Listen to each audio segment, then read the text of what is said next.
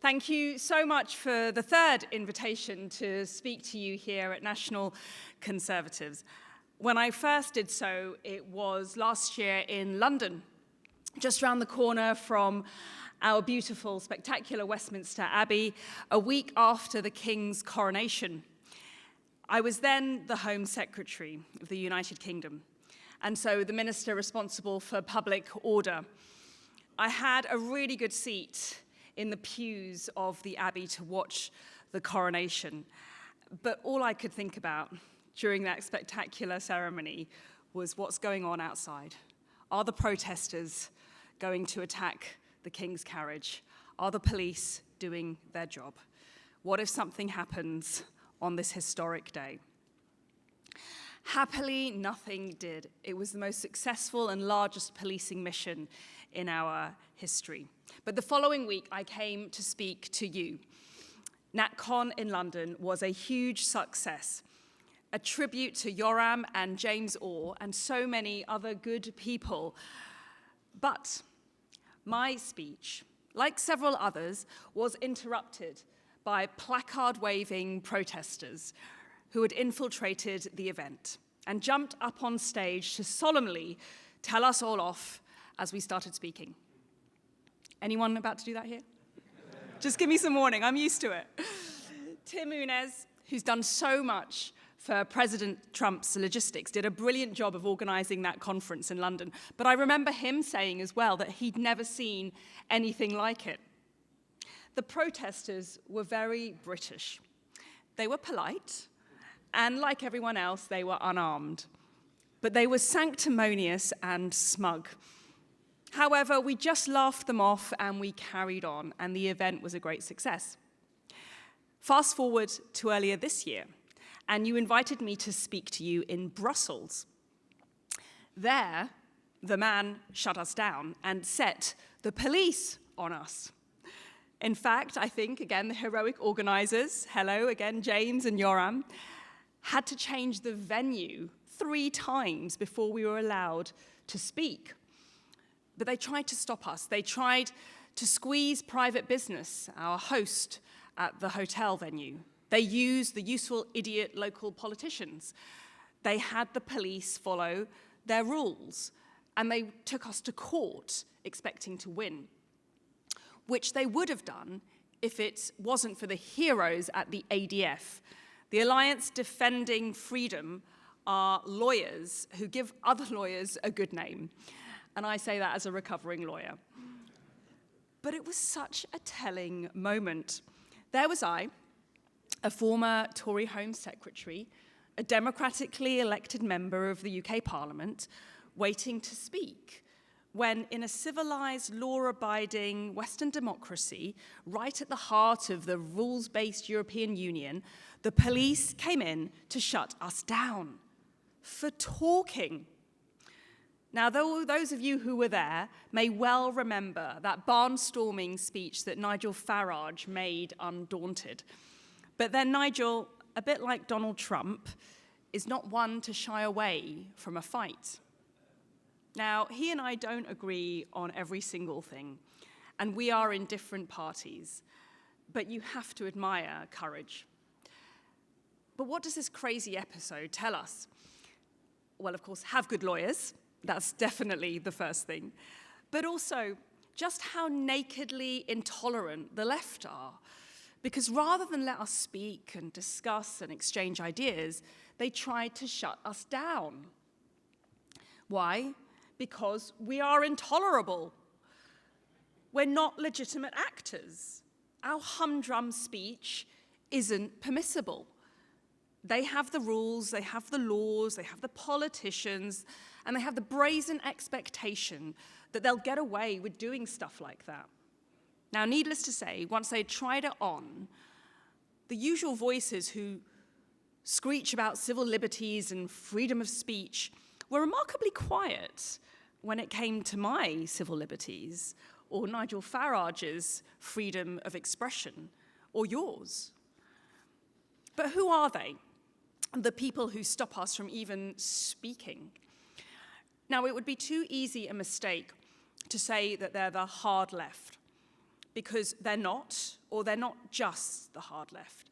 They're entirely respectable, utterly conventional, quite mainstream, progressive politicians, with all their obvious, unabashed followers in the bureaucracy. In a word, they're liberals. And what they're doing is liberalism. And it's the thing we National Conservatives have to fight.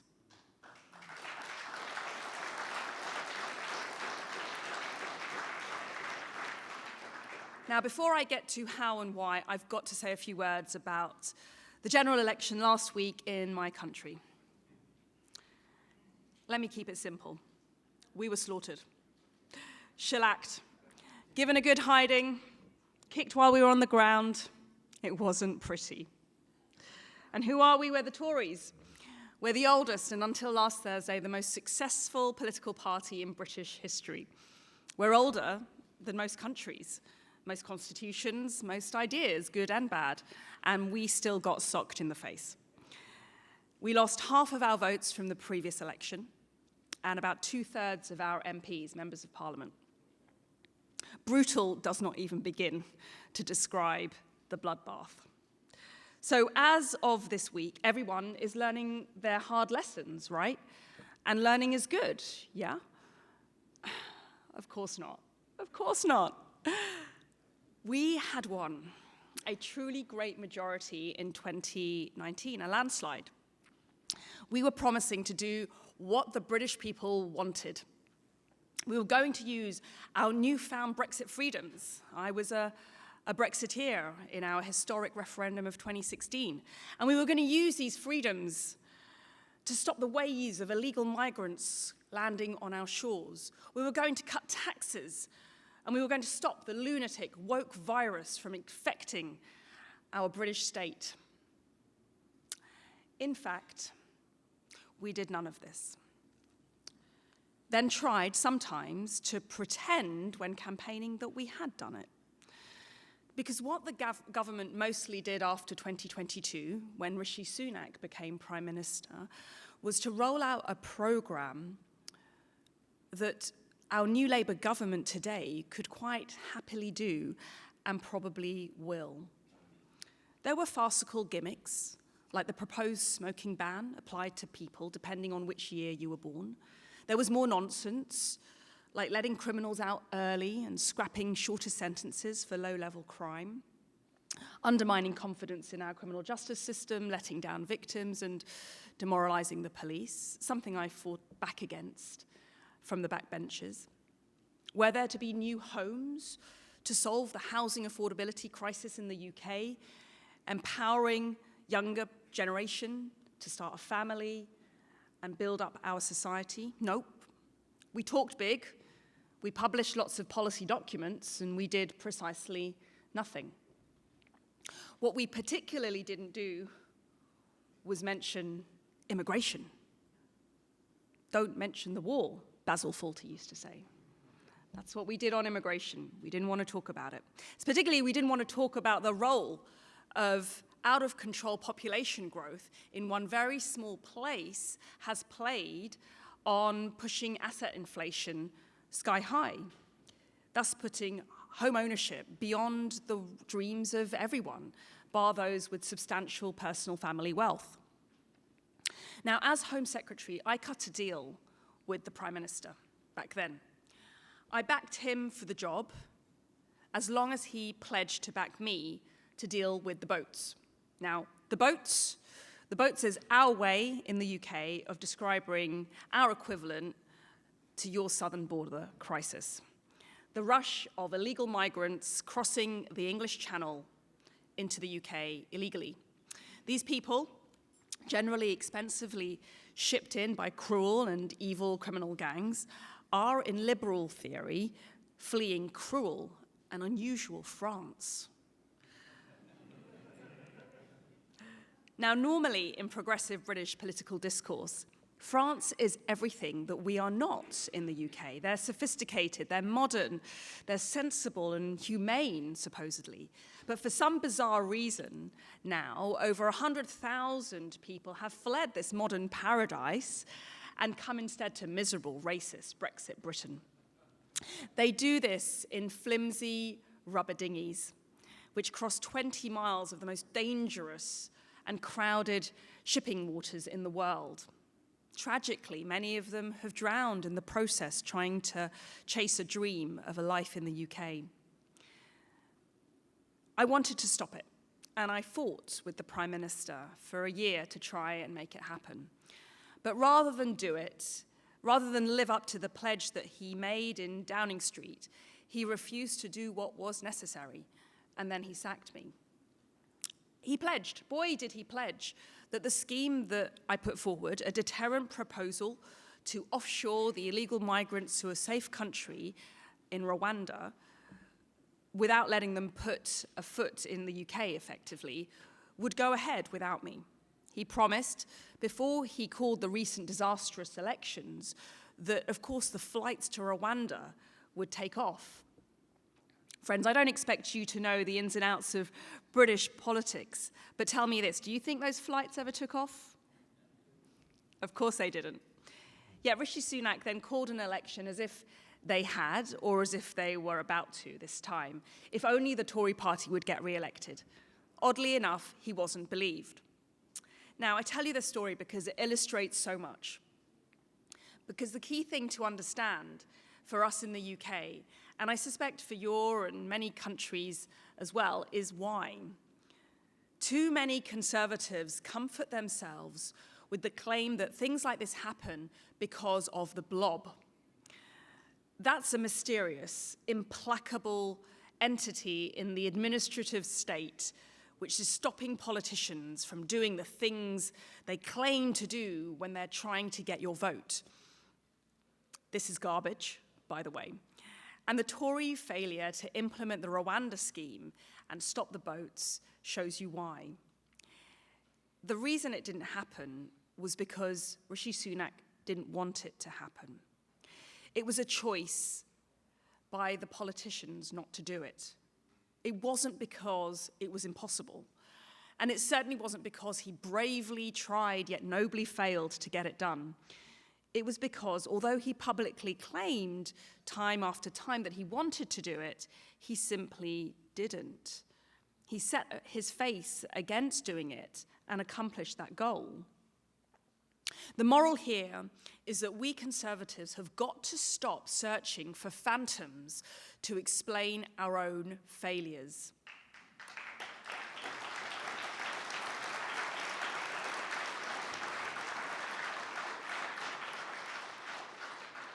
And we've got to start looking at the politicians carefully, those politicians who never meant their big talk in the first place.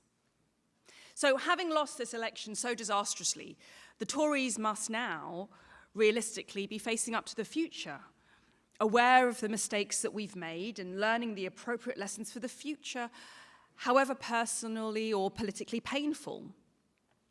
So let me tell you another story. It's a story about how I knew Donald Trump was going to become president for the first time. I watched a primary debate, and there he was, the only man on stage saying what everyone knew and what everyone believed to be true, that our wars in Iraq and Afghanistan had been futile failures. All the other candidates disagreed with him. All the talking heads and the grown-ups said, and how familiar this refrain was to become, he's really done it this time. Well, he had, but the only thing he had done was to tell the truth, that the wars were hubris, which weakened, not strengthened, the West. This was also something that just about every ordinary Conservative voter could see too. Now, regardless of what the commentators in the studio or on the Hill should be telling people to believe themselves. Exactly the same thing is happening in the UK at the moment as I speak. Why did we suffer the worst election result in our 300-year history? Because of what we had done, what we had left undone in the last 14 years. Because of our record, which the clear-eyed British public had seen all too clearly. Of course not. Of course not. That would be stupid. How naive of you to think that that would be the reason. Because if you listen to the professional right-wing pundits in Britain right now, the Conservative Party was decimated because, and in no particular order, division, disagreeableness, not singing from the same hymn sheet, and that most cardinal of sins, disloyalty. Because people like me had said, hey, look, careful, there's a cliff over there. That's really bad for buses. Do not drive the bus over that cliff. But it wasn't the bad driving of the bus that was the problem. No, of course not. It was being vulgar enough, rude enough, audacious enough to point out the warning signs, apparently. That's why we lost, according to some. So here's the thing, we weren't divided. We were united.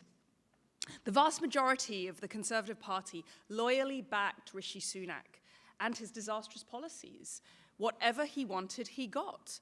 He pushed all of his policies through the House of Commons without obstruction. Contrast that with the Theresa May Parliament, where I, with many others, were successful in stopping her from moving forward on some serious disasters.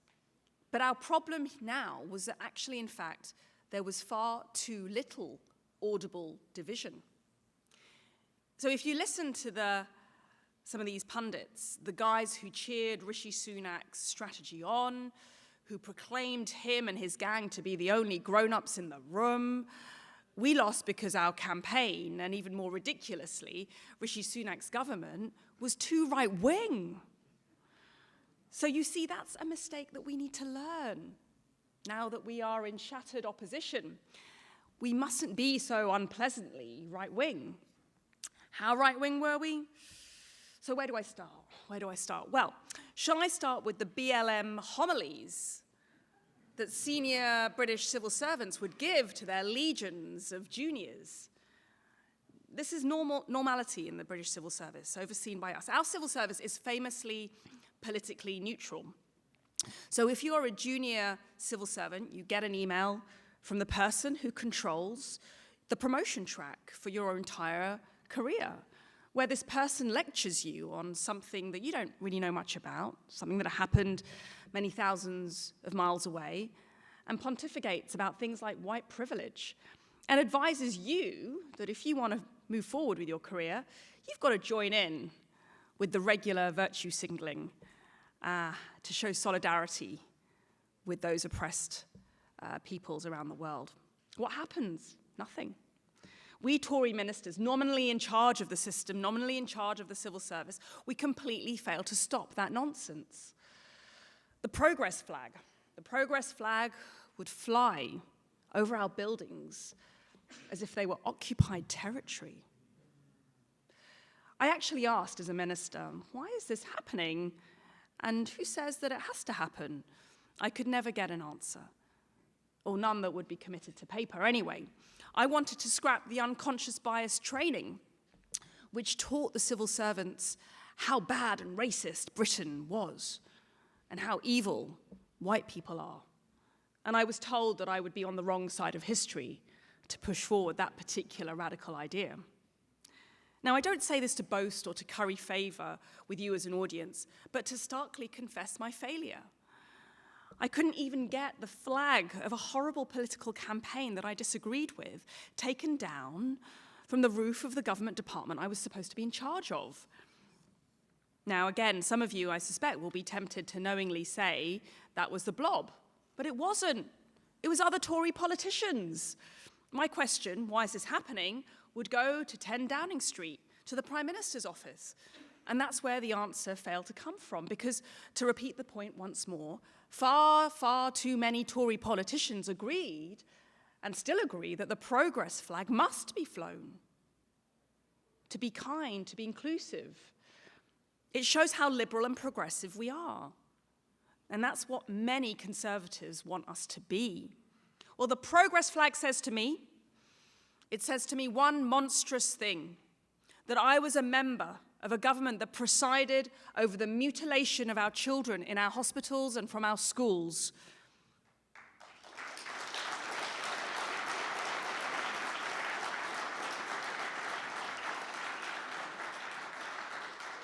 we Tories, right through our smoking ruin of a general election campaign, we claimed proudly that we were doing something about trans fanatics, when in fact, what we did was let it happen. I'm too physically repulsed to go into what it is, but it is something that the true grown-ups in any civilized society should never have allowed to happen to anyone else's children.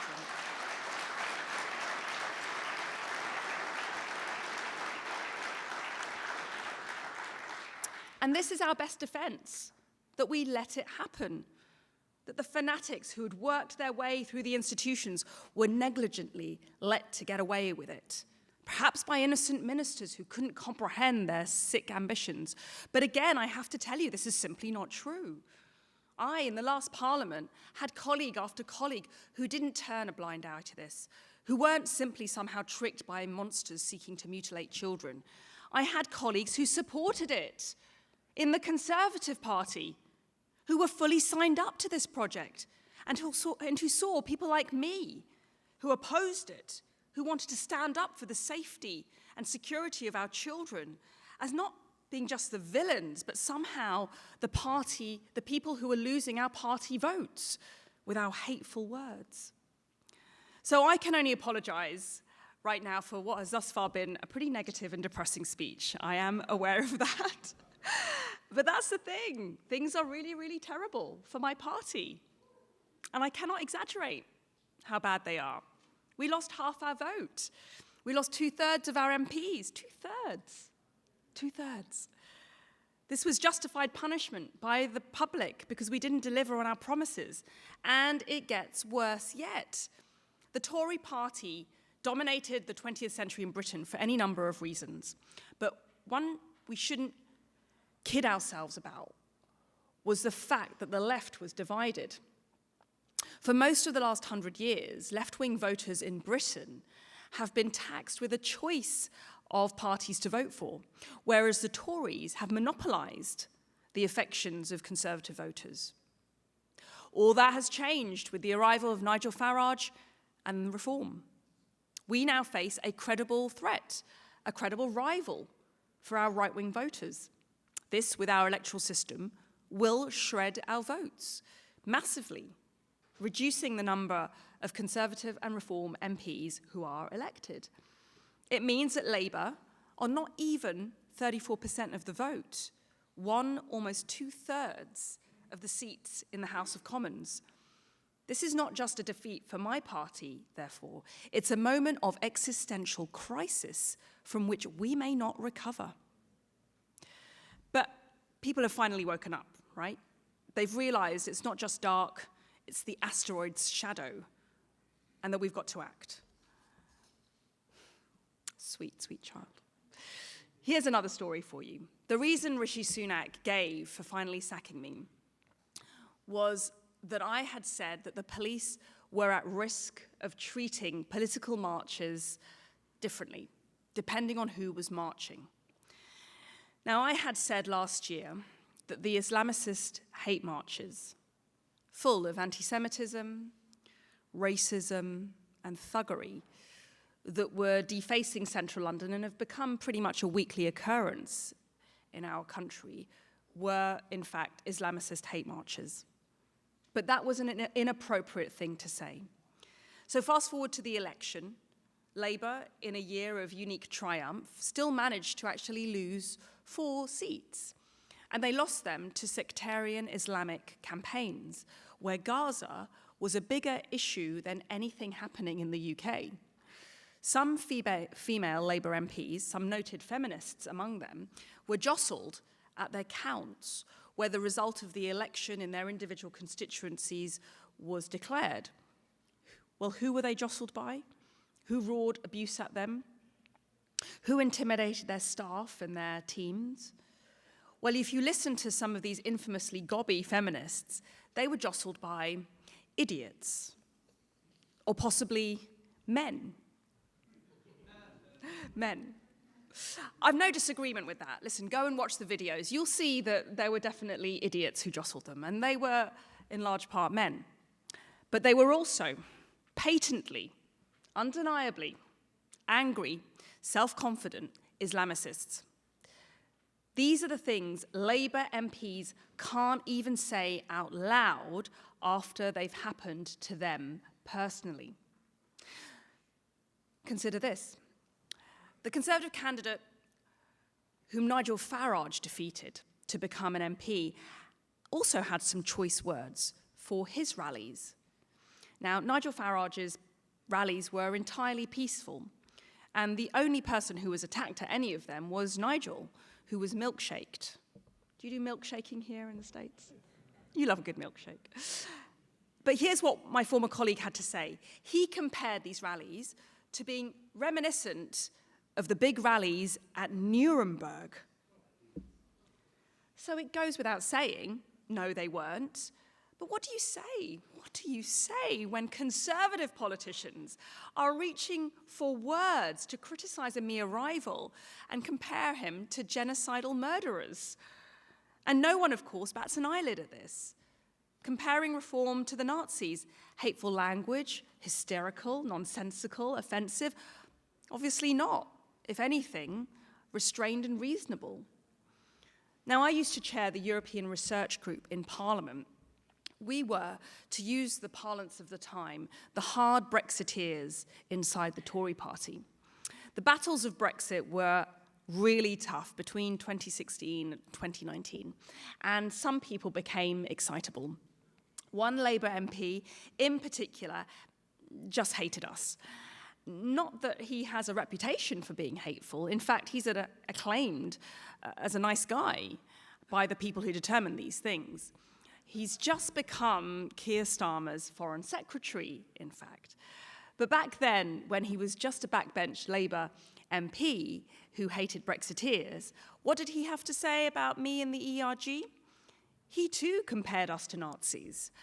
So appalling a slur was this on us, not least on our Jewish members, that he got a bit of pushback for once.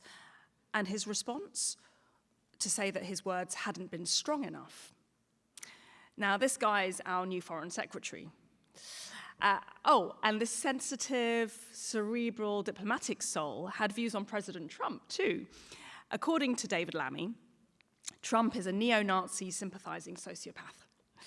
So they're going to get off to a good start, I imagine.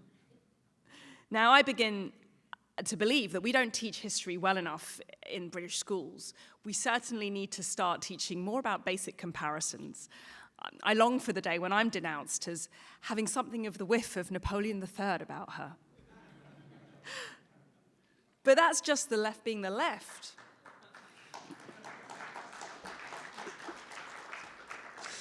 That is just the left being the left. It's a fact of life. Our problem is us. Our problem is that the liberal conservatives who trash the Tory party think it was everyone else's fault but their own.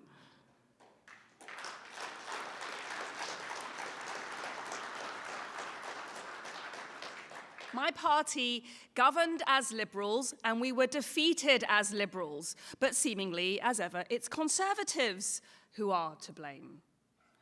Not least, for some of my colleagues, it's reform voters who are to blame. How dare they not vote Tory? Don't they know we've a God-given right to their support? Doesn't matter what we actually do with it. This screaming entitlement goes hand in hand with toxic condescension. I have MP colleagues who believe it's racist to have voted for reform.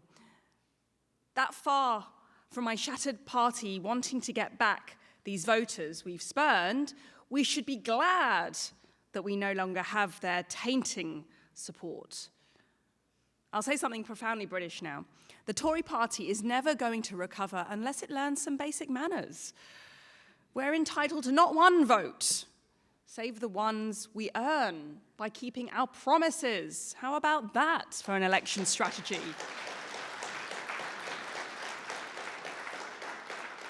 And listen, reform are not going to magically disappear unless we do something about the concerns of their voters. And I have to stress that. They are their voters now because we have driven them to reform. Reform, a brand new party. It has no record to stand on. But their support is overwhelmingly due to how repulsive our record has been.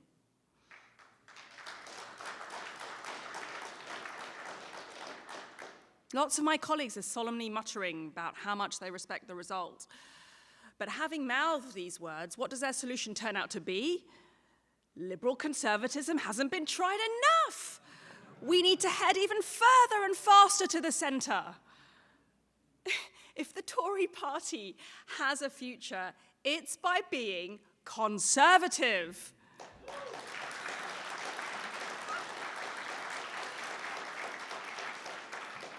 My strategy is simple.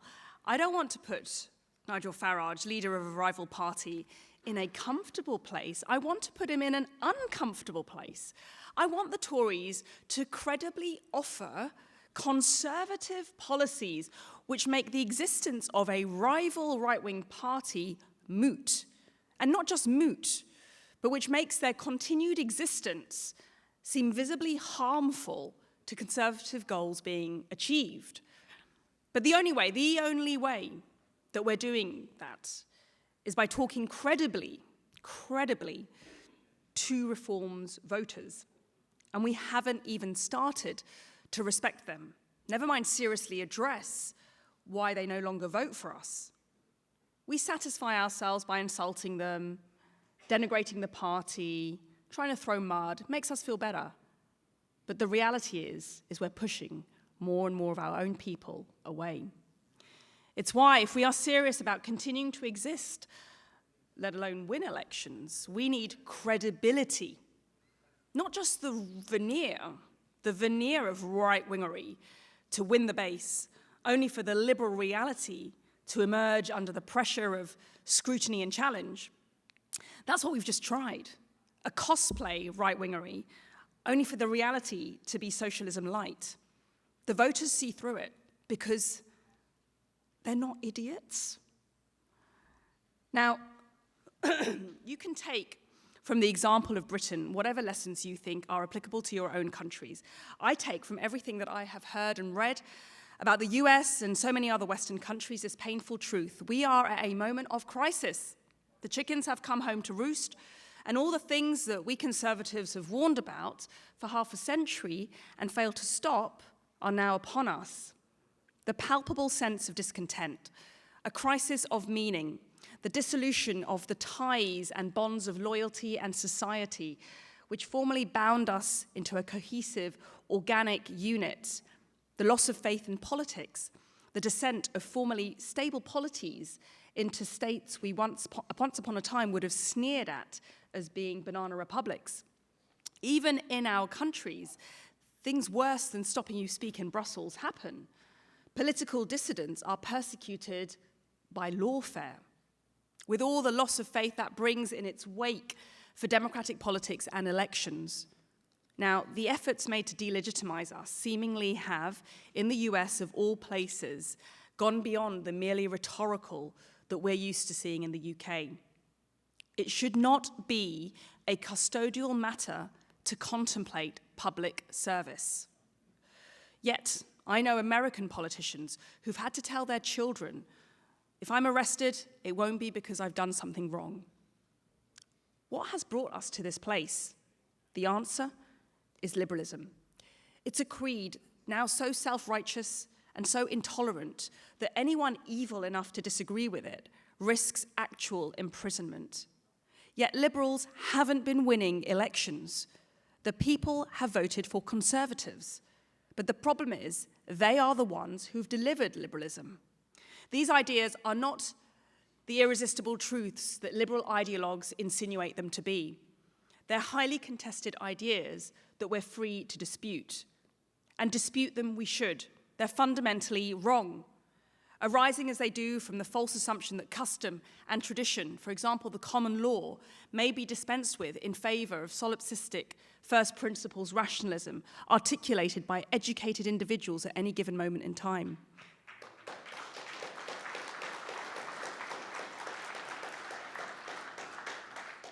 In practice, liberal conformity and uniformity leads to the cult of the self.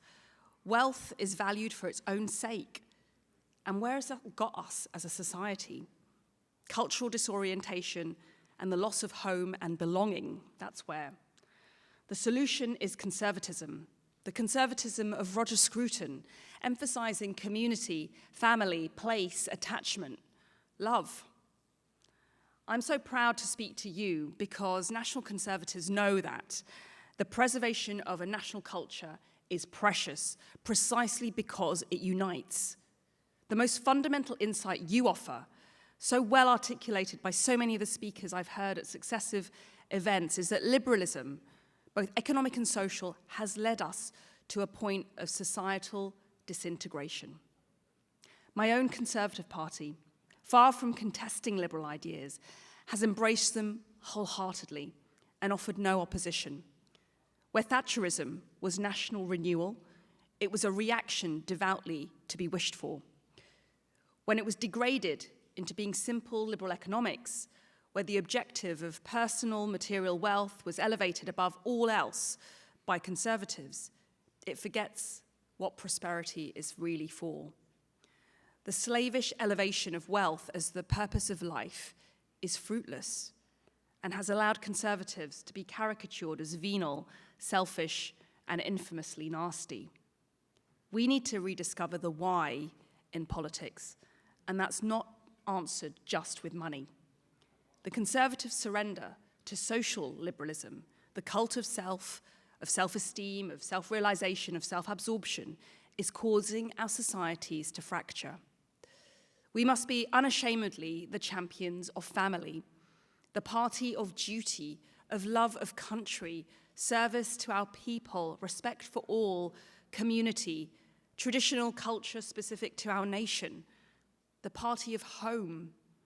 We must fight to protect our national culture, which is precious because it unifies us and allows us to be at home in our own country. That culture is contained in our customs, in our religion, in our traditions, in our common law, in our architecture, in our music, our arts, our educational institutions, our sporting traditions, and our constitution. These things, sadly, have not mattered to far too many of us who call ourselves conservatives. And as we emerge from this catastrophe in the United Kingdom, every conservative policy must be evaluated by how well it serves those fundamental objectives. So philosophically then, and politically, the choice is clear. Do we keep doing what got us into this mess, or do we change? Do we start listening and start responding? Are we going to be brave and tell the truth, or will we be timid and continue the charade? You should be listened to. Your message is right. And it has been a pleasure, as ever, to be here and learn so much from you again. Onwards. Thank you.